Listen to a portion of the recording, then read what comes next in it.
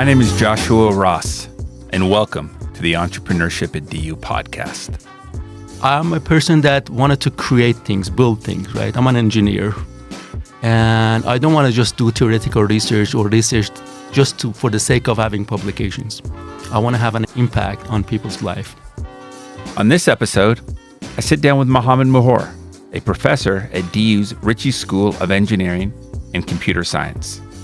Mahoor, an innovative researcher and a successful entrepreneur, discusses how he navigates the intersection of academia and business, and how he's developed the tools to build a thriving company while balancing multiple professional roles. But having a product, right, understanding, customers' need, going out and talking to them, and be able to translate, their needs and their, what they want into a product that would address, the gaps. That's a different story. Mohammad Mahoor's groundbreaking work in artificial intelligence and robotics addresses the critical issues of dementia and loneliness among older adults. So we decided to focus on senior care facilities, having a social robot that can help people, older adults with dementia or those who are living, lonely in senior care facilities. Here is my interview with Mohammad Mahoor. Mohammad Mahoor, welcome to the podcast. I've really been looking forward to our conversation. In the past, we've had entrepreneur alums on the podcast. We've had DU student entrepreneurs on the podcast, but you are our first faculty entrepreneur on the podcast. So welcome. Thank you, Joshua, for having me. So you've been at the University of Denver for 16 years. You started as an assistant professor, and now you are a full-time professor since around 2018. So I'd like to get a little bit of background. So how did you end up at DU? Give us the pre-DU history and your background. Yes, so I went to the University of Miami to get a PhD. I was so obsessed with image processing, computer vision back then. And I got, my research was on face recognition. That's what I did for my PhD. And then I was a postdoc in psychology department. And I learned what we did for face recognition, face identification, to do research on kids with autism, and to mostly look at the facial expressions of kids with autism.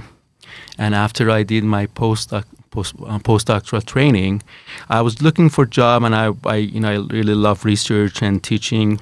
And I was lucky that I was offered a position at the University of Denver as an assistant professor.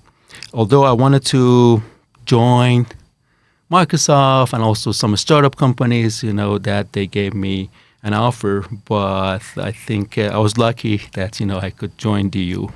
And that's how I continued, my research on facial expression recognition, and then, I got into robotics. Well, it's interesting. I'm doing the simple math on those, that time frame, right? And Microsoft and some of those other technology companies, I guess, were right down that during that financial meltdown or a little bit before that. Exactly. And the job market was really bad, back then, and it was really hard to find a job. And but I was lucky, as I said, that to get a position here at DU. Well, I think DU's lucky to have you as well. Thanks. So you have this PhD, and you have all this academic research that you worked on at the University of Miami around facial recognition. How do you develop practical applications and turn it now into these social robots that we're going to dive into today? So that's another good question. So it really takes a lot of effort, research, and also you need to know, the gap between your customers and what you're doing, theoretical research, and also working with an interdisciplinary team that would help to, shape the research, and also the connection between the applications and the theoretical research, and to be able to come up with a product that would, address the needs of, customers. So to provide context for our listeners, and to kind of level up, what is a social robot? So a social robot is a robot that is designed to support and assist people, at the social emotional, level. Instead of physical interaction, physical support and assistance, it provides social support, emotional support. So you communicate and engage with a human, especially people with social needs. For example, kids with autism, older adults with social isolation. So a social robot can provide, those kind of supports. So why did you decide to focus on children with special needs and the elderly? Why those two kind of target markets? That's a good question. So, my research, before joining DU was on emotion recognition, technology, right? How we can, for example, recognize facial expressions. And when I work with children with autism, I realized that technology can assist them, can help them a lot in many ways, because they may have issues with, interacting with human beings, but when it comes to technology, when it comes to toys, robots, right, they feel more comfortable. And that was, one side of the story. And then after I joined DU, I realized that robotics is really notable here. I mean, that I found a few faculty members who do research on, robotics. And then I thought that we can combine the two. We can use social robots as assistive, technology or assistive tools to help children with autism. That was the beginning of my career and my research, in social robotics. Then we looked around and see what else we can do. And the first project I believe we had with social robots for older adults was to create social robots that can help people with depression, late life depression, older adults. And that was another project where a group of faculty applied for funding, and we got a grant from the National Science Foundations, and that's how we started creating our first robot. That was eBear, the expressive bear that still is in my lab.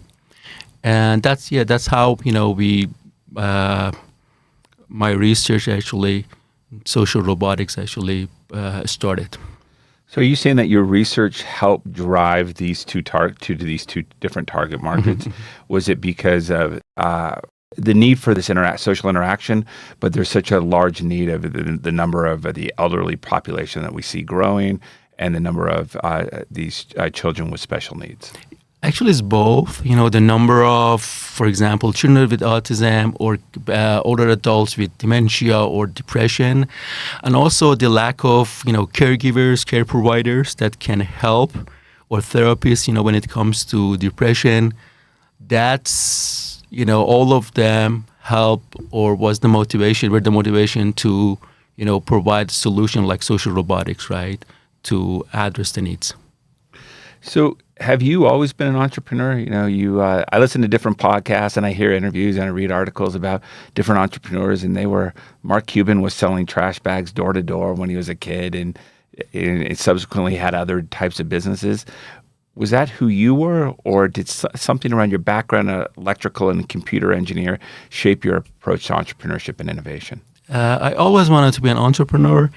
Before doing PhD, I started an MBA 20 years ago, but then I dropped out. I came to the United States to do PhD. And also I worked in a small business that I was an IT manager. And I loved, working in, with engineers and develop tools and, software programs and so on and so forth. So it was always in the back of my mind, right, to become an entrepreneur or have a business, right? I love that. And also, I'm a person that wanted to create things, build things, right? I'm an engineer. And I don't want to just do theoretical research or research just for the sake of having publications. I want to have an impact on people's life. And so that's me. And that's why, I got into this. And I love what I'm doing, although it can be, hell, right, from time to time. I love that, because I think research is very important, but I always judge research by the impact it has, the purpose it provides, and at the end is, does it actually move humanity forward? So I love the fact that you're saying you love the research, you love what you do, but you want it to be impactful. Oh, absolutely. I mean, that it will definitely move, humanity forward. And that's the purpose of, social robots that we have been working on, to improve, the quality of life of people. And I think that's the impact. That's what I have seen so far, and more to come. Yeah. All right. So your company is Dreamface Technologies. Right. Started around 2014, so roughly 10 years ago. So when you started, what was the initial focus? Was it just you? Did you have a partner? Did you have to build a team? Walk us through the start of Dreamface. So right at the end of my first NSF grant, that was a collaborative grant, that we created eBear, and also we had the idea of a rear projection robot. Then DU filed for a patent, to protect the invention that we had.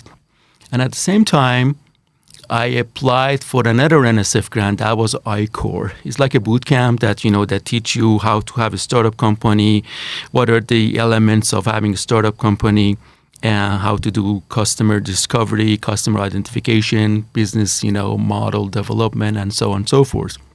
So I went through that iCore program with one of my PhD students, and also I had a mentor, from industry. And so that was really fascinating. That was a great program, and I learned a lot on how to have a startup company, what it takes to have a startup company. Customer, discovery is super important. So after we finished the iCore program, that was a 2-month, very intensive program.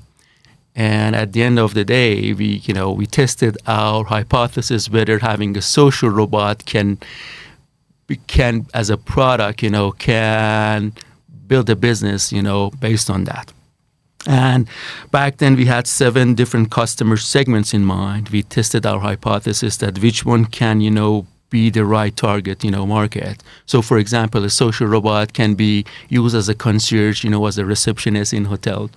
Can help children with autism, people with special needs, older adults with depression, dementia, those who are lonely, and so on and so forth. And at the end of the day, after doing customer discovery, after, interviewing more than 100, potential customers, stakeholders, and also going to the building or developing a business model, we decided to have a startup company. It was a go or no go, decision at the end of, the bootcamp. And that's how I founded Dreamface Technologies back in 2014. Okay, so your customer segments then at that point in time were what? So we decided to focus on senior care facilities, having a social robot that can help people, older adults with dementia, early dementia, or those who are living, lonely in senior care facilities because of lack of caregivers, shortage of caregivers. So social robots can fill the gap as a tool, as assistive tool, to help the owners of senior care facilities and as end users, older adults, residents of those facilities. So you're talking about Ryan, correct? Yes, I'm talking about Ryan. All right. So this is a great segue. So introduce us to Ryan. How does it work? How does it assist these early onset Alzheimer's, I believe you said, patients? So Ryan is a social robot that has several, is a humanoid robot, first of all. And the face of Ryan is created, based on rear projection technology. Meaning that with computer graphics, we created different, faces, and we project the face onto a, translucent mask. And the advantage of this kind of technology is that you can change, the face, the appearance of the face, and also we can have a very accurate, visual speech. The speech is synchronized, with lips movement, and that helps, when it comes to communication and conversation with the robot. and you can change the appearance, right? So you're not stuck with just one design for the face of the robot. So that's how we created. That's the technology behind this robot. Then we added a lot of AI models, to Ryan, and you can have natural conversation with Ryan. Ryan can recognize your facial expressions, so Ryan can empathize with users, understands, their feeling. And for example, if they are not happy, Ryan would ask them, what makes you not to be happy? So empathy is another aspect of, of Ryan. And then we added several games, brain games to Ryan. So you can play games, these games with Ryan, either like a Ryan to be your opponent or Ryan to be, your friend that you play together. And also we added some other modules. All these modules and all these, features that we added to Ryan was based on the research that we did. We created the first prototype of Ryan in 2016, and then we did research human-robot interaction studies, and we got feedback from potential users, and then we revised, and the features, and then also at the same time we work on the aesthetic of Ryan, the hardware, and improve the features of Ryan. We have done a lot of modifications to come to this version that we have, and it's, as I said, it's been designed to assist people with early stage dementia and social isolation and depression. So because it would engage them in social conversations, and also in physical activities. For example, Ryan is a seated yoga instructor and can instruct people to be physically active and do yoga with Ryan. So it's a collection of or a set of features that are essential for people who have early stage dementia. Social interaction, conversations, physical activities, brain games, even music. Can it work both one-to-one with a human, or also one-to-many? Because I'm guessing, like with the yoga and some of these games, it can work with a wider audience. Yes, so it's initially designed for one-on-one interaction, and that when it comes to conversation, still Ryan is not capable of, answering multiple people's questions. But when it comes to yoga, for example, or some of the physical games that we have, it can be one-to-many interaction. So what's the current status of Ryan? Is it available for purchase? Are you still beta testing it? We have finished testing Ryan. In the past 5-6 years, we have tested Ryan with more than 50 residents of 6 different senior care facilities, including assisted living facilities, independent and memory care units in the Denver metro. And we kind of finalized the features of Ryan. Although when it comes to AI, every day something new is coming up, and we need to improve our models. But we are done with testing. And in this stage, we are looking for early adopters to lease Ryan, to rent Ryan, and give it to their residents, And also at the same time, we are looking for investors to be able to scale up the business and work on mass manufacturing of Ryan. So we are in the stage of, pre-launch, pre-marketing, and looking for early adopters. So these early adopters would be assisted living care home Yes, correct. facilities. Yes, absolutely. Okay. Yeah. You've transitioned from academic research to entrepreneurship, which we've established with Dreamface Technologies, and you've had some success with that. Walk us through some of the biggest challenges as you've gone from taking this research to commercialization. It's a good question. So that's really a big challenge. It requires a different, skill sets and mindsets. And being an entrepreneur can be a hell. Your life can be a hell, It's not something that you have to, be prepared to face, challenges, right? Fundraising is one challenge. Building a team is another challenge. Finding, talent, the right talent that would work with you, and, delegating the task to them. And also, day-to-day, business operation, financial management, budgeting, Even sometimes you have to, sit down with your team and, when it comes to coding or research or building, a robot that requires a lot of, manufacturing and machining and so on and so forth. So it requires a person that is versatile and also is able to pivot and also put, different hats, on every time based on the needs and the challenges, that the company has. But I would say having a good business partner would help a lot. Someone that understands, business and marketing and is less,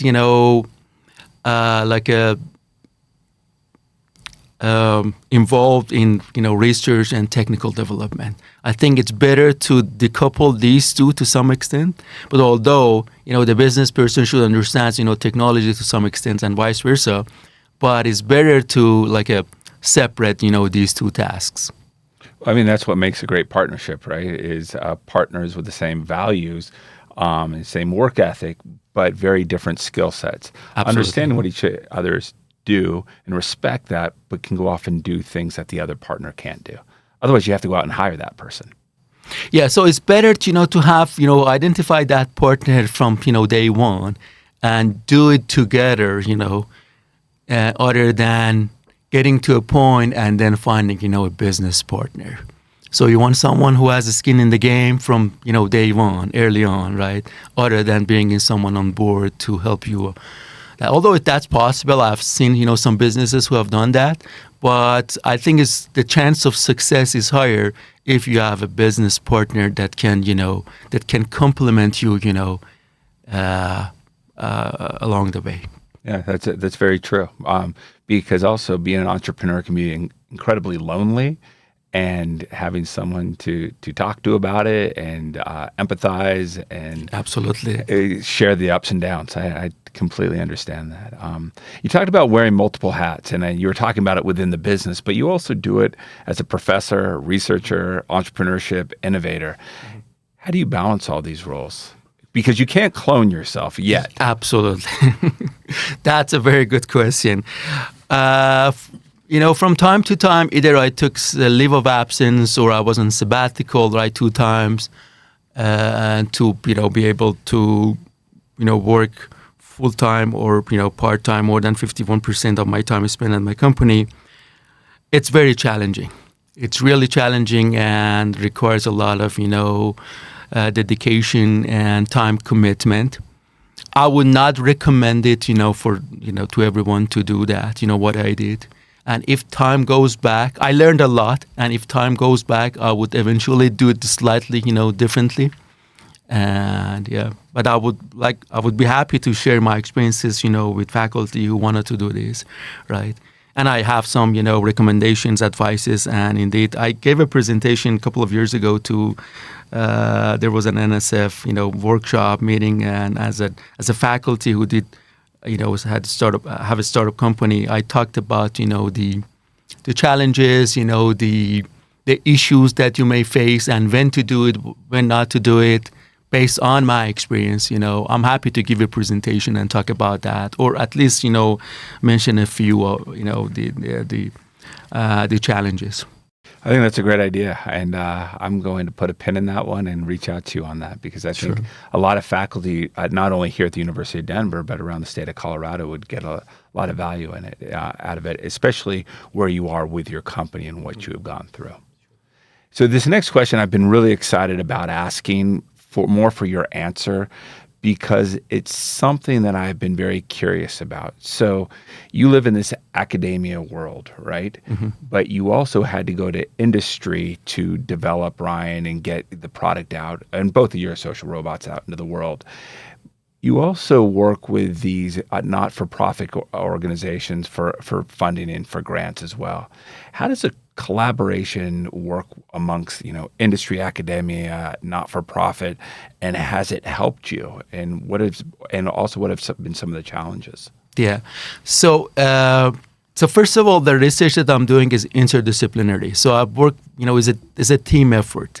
I have engineers on team, researchers. I've worked with psychologists, caregivers, nurses, geriatricians, and so on and so forth. So it's a team effort, right? So when it comes to research and creating a product. But then when you go out and talk to investors and VCs and also different industries, to, for example, purchase, hardware or pieces, that you need to build your robot. That requires, a different skill set and mindset. And there's a learning curve. It takes some time to learn, right? And also learn from other people's mistakes and also my own mistakes, right? That how to do it, and also I learned from one of, the former faculty that we had here who had a startup company, and the company kind of failed and they had to dissolve it. And I learned from that, that faculty as well. So it takes time, right, and effort, and you got to be willing, to learn and pivot, as I said, and go to a lot of meetings, be open to ideas. And another thing that have helped me, recently, meeting you and also becoming familiar with your program, the entrepreneurship program at DU, and also the Daniels College of Business. And I've started a program or enrolled in a certificate, actually, program to have a certificate in business foundations, hopefully in a year. And that helped me a lot to, to understand how to run business and what it means to run a business, right? So because that's totally different from, running a research lab or writing grants. Because in academia or as a research faculty or faculty, who's doing research, mostly all we care is to have, successful research and have publications, at the end, or maybe patents, right? And also advise our students to successfully, defend their PhD dissertations or master's, thesis. But that's it. But having a product, right, understanding, customers' need, going out and talking to them, and be able to translate, their needs and their, what they want, right, into a product that would address, the gaps. That's a different story. Yeah. So how does the University of Denver support your commercialization of research? I think University of Denver has been very supportive so far. The Office of Technology Transfer, the Vice Provost for Research, and also my dean, the previous deans, our department chairs, and also students. I've been lucky, to be able to find talents and good number of students at DU to work on Ryan. I can say that Ryan is a product of DU because more than 90% of people who have worked on, developing Ryan are DU graduates. So I think we should be proud of our engineering and computer science program, both, and also the mechanical engineering department and the facilities that we have, and the openness and the generosity of, some of the deans that we have had here to support me, to help me, to allow me to use resources, right, at DU. And also, from time to time, Daniels College of Business has been a great, resource for me to be able to go and talk to people, give me advices, right? And now this, the program that I am enrolled in to hone my skills, in business, development. Great. And we're a big fan of the Office of Technology Transfer. We had Art Saltarelli and Ashley Thomas on the podcast a couple months ago, and they walked our audience through kind of the whole commercialization process and how it works. So few questions to close out our conversation. What is your vision for the future of human-robot interaction in both healthcare and education? And how are you positioning yourself to work to address these future needs? Like, what are you doing today, but as you see the rapid evolution of technology, or how, not evolution, but how quickly it's evolving? Yeah. The technology is evolving really fast. And I envision or foresee that, in the near future, maybe in 10 years or even less than 10 years, 5 years, you will see social robots that are integrated into our, daily life activities. Although there's still some stigma and pushback, from some folks, right? But I see it that is coming and is happening. And AI helps a lot to be able to have more sophisticated, actually, social robots that can have better, more engaging, interaction with people, especially the large language models, that were recently developed and released, going to help a lot, with the future of, social robots, human-robot interactions. And they can help, in, a lot of areas and fill the gaps, for example, lack of caregivers, workers, laborers, and so on and so forth. And also is going to help us, to, like, when it comes to some tasks that are repetitive or some tasks that are really hard and challenging to do, robots can do them, better, more accurately and precisely. And also some of, these jobs might be very dangerous. And so we can pass those jobs, to robots, but then we focus on, other things, right? And I believe that very soon, as I said, less than 10 years, you will see social robots that are really integrated into our life. One thing that might be cost prohibitive, for now, it's the cost of, robots, to build robots and hardware. And I hope that we can, reduce the cost and make it more affordable for people, or come up with different, business models, for example, subscriptions or renting, a robot, that you can rent a robot, right, instead of purchasing a robot, and make it more accessible to, to more people. So you've been using artificial intelligence for a long time in your robots. Yes. And 18 months ago, ChatGPT was released to the world. And we've seen a rapid adoption in both people using generative AI and the number of companies that have come out with their large language models. Where do you see this advancement in these tools helping your robots out? So Ryan has more than 6 AI models, or uses, 6 AI models for different tasks. In fact, without AI, Ryan wouldn't be able to function at all. So, for example, we use AI models for face tracking, for emotion recognition, for voice synthesis, for voice recognition, and also for conversation.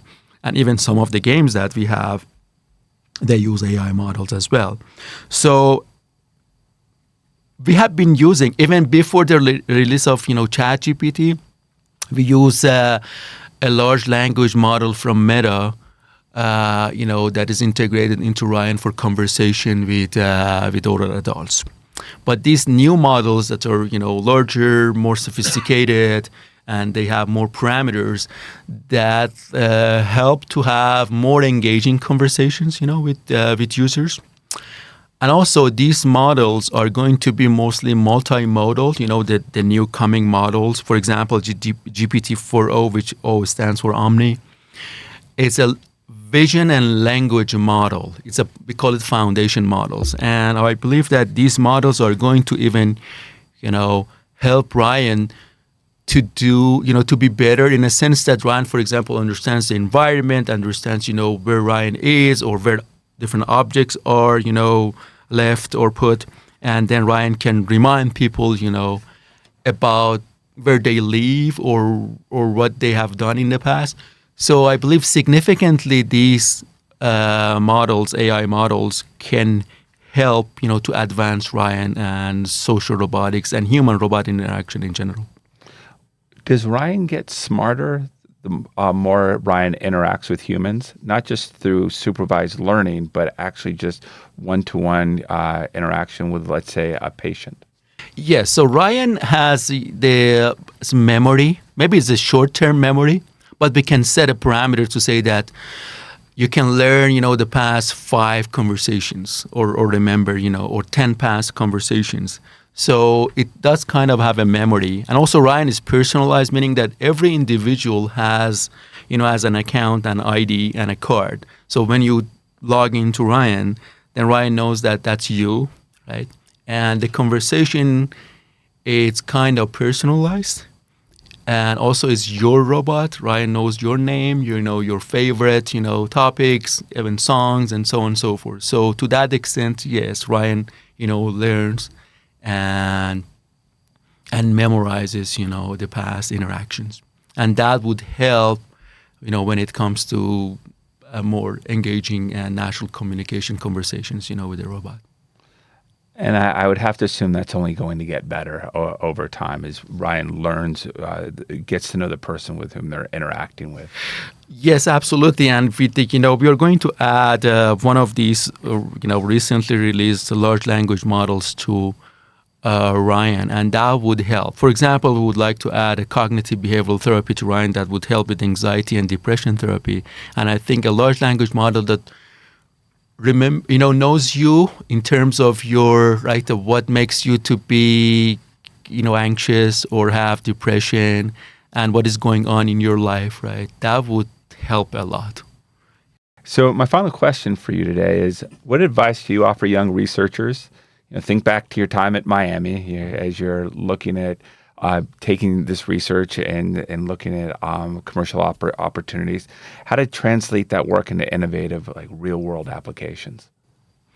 So my advice would be that don't limit yourself to what you're doing, and give it a chance. Go and explore. Maybe take some courses, Daniel's, right, College of Business, or maybe enroll in your entrepreneurship program or boot Thanks camp. For the plug. Right? Yeah.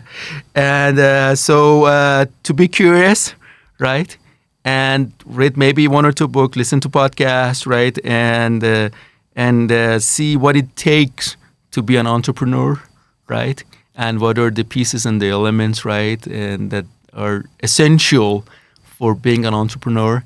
And of course, you got to be open to learn new things, right, and go out of your comfort zone.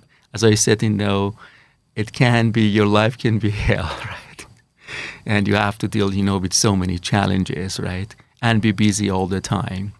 It's not a 9-to-5 job. It's not, right. It's something that it keeps you busy, 24/7. But one thing that I have learned, all these years is that you have to better, or you should have, delegates, right? That you can pass on some of, the tasks that you may not be good at it to others and focus, right? But know what's going on. You have, and what it takes to do those tasks, but you may not be perfect, to do those tasks. And also building a team is really super important, and finding the right talents, I think, is important. Well, that's great advice. Well, Mohammad, thank you for being on the podcast. Thank you for your time today, and thank you for making me a little bit smarter. Thank you, Joshua. Really appreciate it. Thanks for having me. The Entrepreneurship at DU podcast was recorded in Marjorie Reed Hall on the University of Denver campus. You can find us on Instagram at DU Entrepreneur, on Twitter X at DU_Entrepreneur, and on Facebook at Entrepreneurship at DU. This episode was engineered, edited, and produced by Sophia Holt. Entrepreneurship at DU is part of the Daniels College of Business, which has its own podcast. Check out Voices of Experience wherever you get your podcasts.